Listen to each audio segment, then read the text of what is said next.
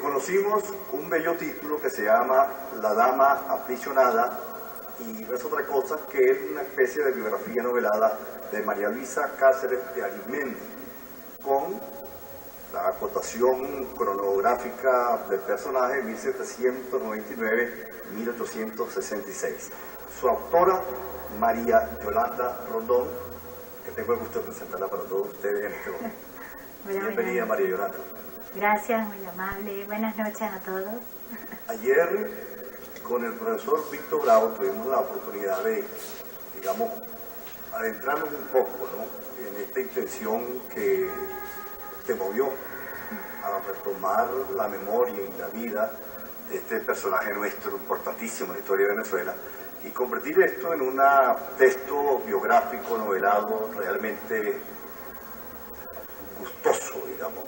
Yo anoche pues me llevé la novela y en plena lectura se me fue la luz por 2 horas y qué pena. Bueno, eso ya es normal aquí en este país, pero sí creo que es un logro que vale la pena destacarlo y hacerlo conocer a nuestra audiencia. ¿Qué te movió carvar en la memoria de María Luisa Cáceres de Arismendi? Una mujer joven, venezolana, egresada de Derecho, creo que tengo entendido, politólogo, y en este momento estudiando letras en España. En España. A ver, María Yolanda. ¿Qué me movió? Bueno, como venezolana, yo siempre visité los sitios históricos, primero con mi familia, con mis padres, y luego pues llevando a mis hijos.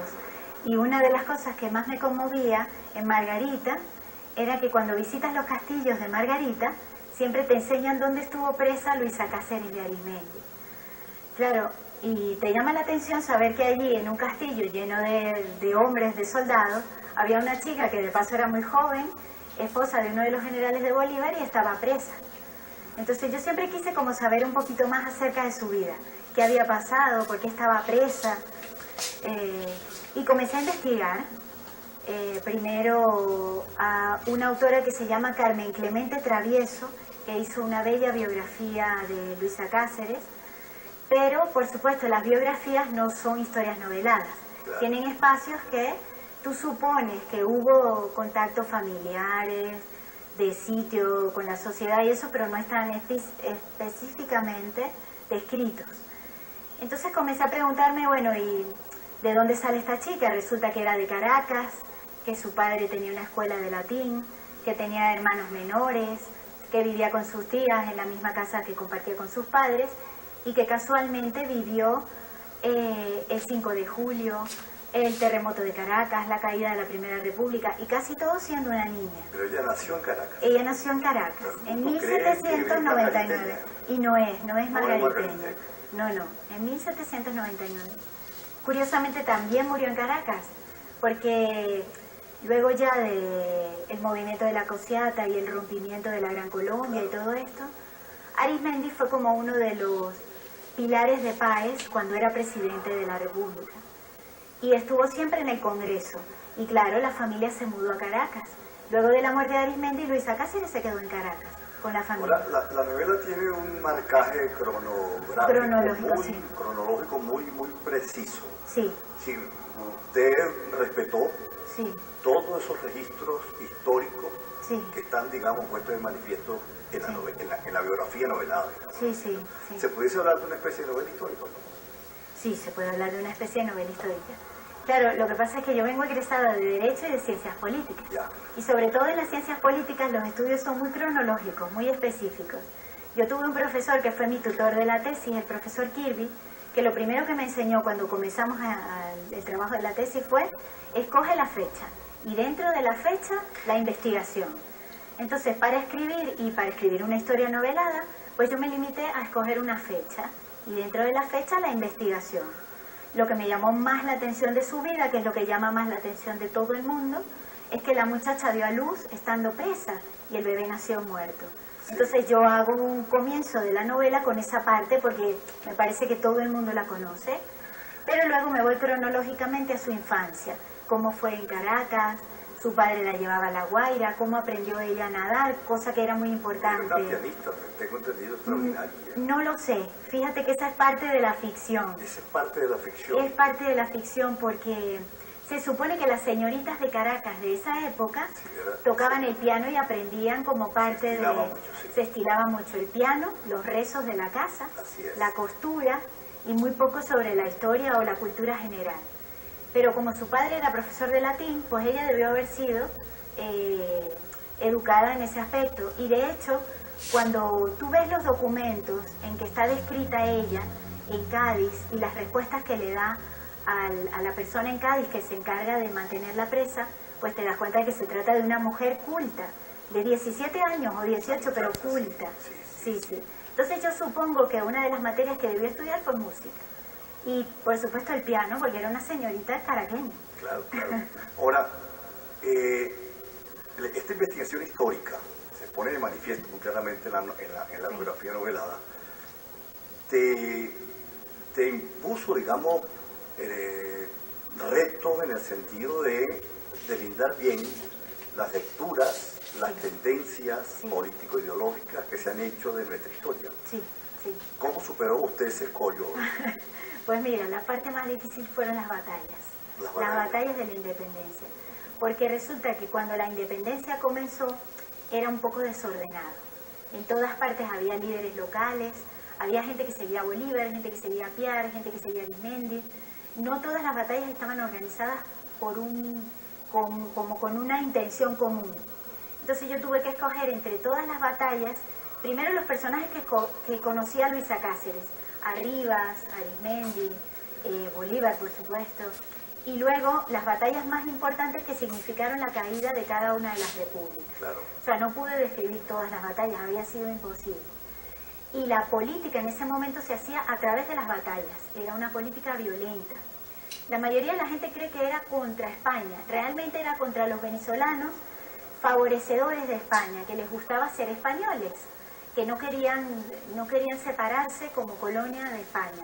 Ellos querían más bien ser como otra península, otra provincia española. Así es. Entonces, claro, fue una lucha interna y hubo mucho de guerra civil. Las peores guerras son las guerras civiles, porque hay muchos odios y esos odios son intestinales, como dicen por ahí. sí. Ahora hay un elemento muy importante, María Yolanda, que tiene que ver con la personalidad de cada uno de nuestros héroes. Sí. Eso que tú señalas de que no había formación militar, es decir, Sí. no había escuela, no había formación militar.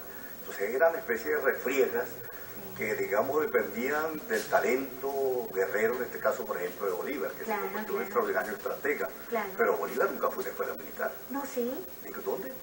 Sí, él no estuvo en España. No, mi amor. No. Yo tenía esa duda también. Yo también la tengo.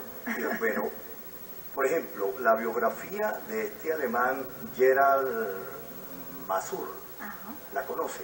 No.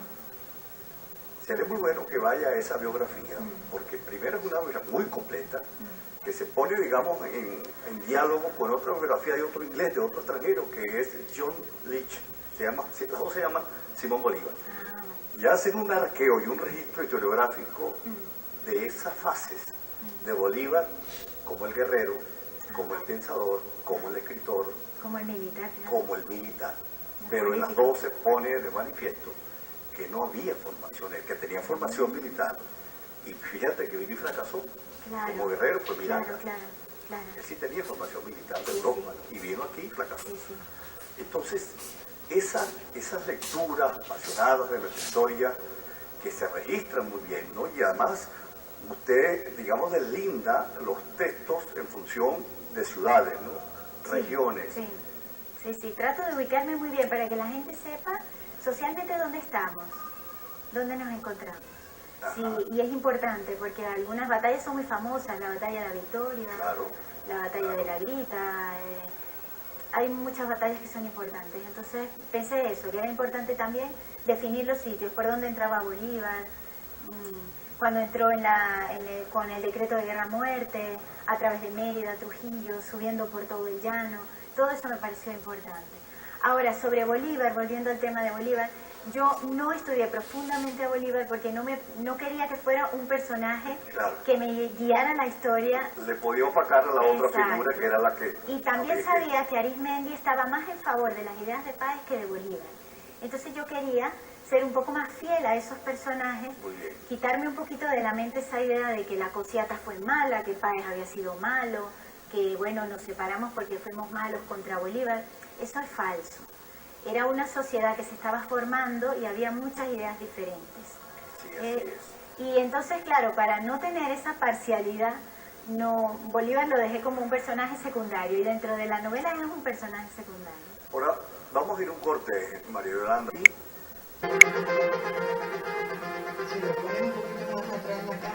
Es una jugada de Es ajedrez. una jugada de ajedrez, Sí, sí.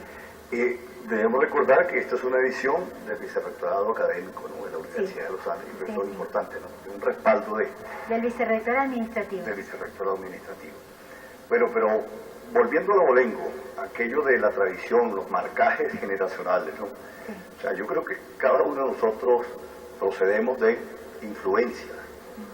La familia, la escuela, la comunidad, de pronto la iglesia, después la universidad y demás. Y usted tiene un abolengo literario muy interesante. Le acabo de mencionar el tío por parte de los Rondón, De los Rondón. pero se extiende a la otra A la ala parte de la de los familia. Nucete también. Sí, sí. ¿Qué quedó? ¿Usted leyó a esos tíos? ¿Ya los conoce? ¿Los ama? Bueno, a José Nucete Sardi lo conozco, José Vicente Nucete Sardi. Sí, lo conozco porque además fundamos una biblioteca con su nombre que funciona frente a la Academia de Mérida. Y si no me equivoco, él fue académico, no sé si de la lengua o de la historia, es que yo no estoy segura. Creo que fue de la lengua. Sí, sí. Y lo del tío Rondón Márquez yo no lo sabía, realmente me acabas de sorprender. Lo sabía mi tío Francisco y yo no lo sabía. Sí, sí. O sea que por ambos lados de la familia. Tengo que decir también que mi abuela, la mamá de mi mamá, que tuvo una educación muy básica, ella aprendió lo que llamaban las 4 reglas, el castellano básico, la matemática, La bueno. aritmética Y mi abuela escribía poesía. Ah, qué maravilla. Y mi abuelo, su esposo, contaba cuentos. No los escribía, pero los contaba. Y nos tenía todos los nietos en la noche, Qué bueno. en Valera, Valera. sentados alrededor de su silla contando cuentos de misterio y de miedo. A mí me encantan los Me cuentos. imagino. Y es que además el trujillano tiene un don de la Sí. literatura oral. Sí. Por la manera como habla, la manera como va tejiendo. Sí. A mí me ha sorprendido, señores en Trujillo, que uno dice, bueno, ¿y esto por qué no se escribe?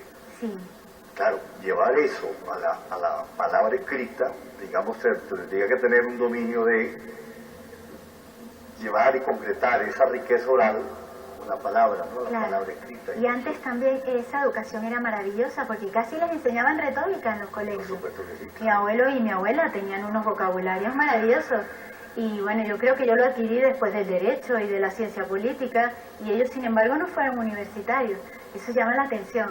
Eran las escuelas de principios de siglo, Claro. del siglo XX. Saben que ayer en la presentación el profesor Víctor Bravo destacó un elemento que me parece importante, ya digamos desde el punto de ser lo que sería la crítica literaria. Él hablaba de esas subjetividades que fueron dominadas desde ciertos entes de poder, ¿no? Sí. Y si alguna subjetividad fue marginada, dominada, fue la subjetividad femenina. Sí. Y él destacaba la importancia, digamos, de que una mujer explore, digamos, indague en esa memoria de esa subjetividad para, digamos, lograr productos como esta novela, ¿no? Claro. ¿Eso usted lo hizo, digamos, de modo deliberado o fue una inspiración de esas que, como suele decir, la musa que llega y nos arrebata? ¿Cómo fue? No, no. Primero fue una curiosidad. Uno escribe a sí mismo uno escribe para explicarse a sí mismo las cosas, dice Claro. Gabriel García Márquez. Claro. Y yo necesitaba la explicación de por qué aquella mujer había estado en las condiciones en que había estado. Y sobre todo en la edad en que estuvo. Entonces me puse a indagar, pero con respecto a esa figura. Por supuesto, no se puede separar esa figura de la figura de Arismendi. Porque si ella estaba presa y era la dama aprisionada en el tablero de ajedrez de los realistas, era porque precisamente detenía los ataques de Arismendi. Entonces, sí que fue una inspiración, pero también luego fue sistemático, fue un estudio muy sistemático. Traté de ser muy acuciosa en cuanto a los datos históricos y todo esto. O sea que hubo un poquito de las dos cosas. Y también quizá tratar como de conectar con una mujer que en su condición de mujer, condición que yo tengo, estuvo en esa época de nuestra historia. Ahora, ella fue una heroína, pero no fue guerrera, ¿no? No. Ella lo usaban más que todo para controlar los movimientos de los patriotas y sobre todo de su esposo, que fue Arismendi, ¿verdad? Sí. Ella nunca estuvo involucrada en hechos de... No. Y no se te olvide que cuando Bolívar organizó la expedición de los Cayos, lo único que quedaba libre en Venezuela era la isla de Margarita. Claro. En ese momento Arismendi era muy importante porque era el punto que estaba en contra de los realistas, el único punto patriota que quedaba en pie. Esa foto que sirve de portada, ese retrato, digámoslo así, es ella en una... ¿Quién hizo ese retrato? El nombre es difícil porque es un extranjero. Es un extranjero. Es un extranjero y se hizo posterior, pero se hizo por encargo de un presidente que quería rescatar su imagen, y se hizo por descripciones y por dibujos que ya se tenían de la persona. Ya.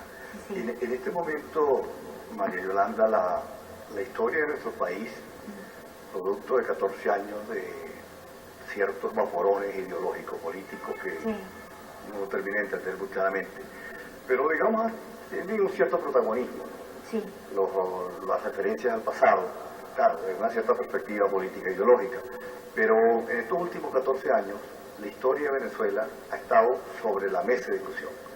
Y digamos, la pasión del presidente Hugo Chávez por la historia, vista a su manera, despertó también respuestas de historiadores, de gente, por ejemplo, como Manuel Caballero, Elías Pino Iturrieta, este amigo que tiene ahorita un libro que se llama, se me escapa,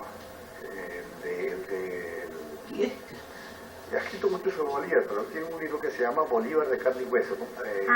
Claro. Germán Carrera Damas. Claro. Entonces todos ellos se vieron como la necesidad de salir a la palestra y decir, no, un momentico, con la historia no se juega. Claro. Eso le permitiría a esta novela, a esta biografía novelada, de pronto encontrar un escenario propicio para su distribución y para su colocación inmediata, ¿verdad? ¿Hay planes concretos de distribución del libro ya? Sí hay planes, sí hay planes. Con respecto a la historia, la ventaja de la historia es que es lo que hay. La historia es lo que hay. Siempre dicen que quien gana es quien escribe la historia, pero la historia es como un río que se lleva todo por delante, al que gana y al que no. Y la historia es lo que hay, es imposible esconderla, taparla. Puede haber momentos en los que, por ideologías políticas o sociales, o se olvide la historia o se borre, como pasó con Ramsés durante la época de los faraones, y fíjate que más de 2000 años después aún se consiguió su nombre, se consiguió su historia. La historia es lo que hay. Así es. Los intentos de manipulación de la historia son intentos fallidos y de periodo muy corto. Sí, la verdad se impone. Es verdad. Y eso, digamos, hay ejemplos a lo largo de la historia de todas partes del mundo, ¿no? Sí, sin duda. Entonces, por eso la importancia de gente acuciosa, estudiosa, curiosa como usted. Pues muchas gracias. Que a través de su vocación literaria nos permite este viaje a la memoria de estos personajes históricos que sin duda, digamos, son paradigmas para las luchas que vienen del país. Creo que eso es fundamental. Ahora, queremos mostrar,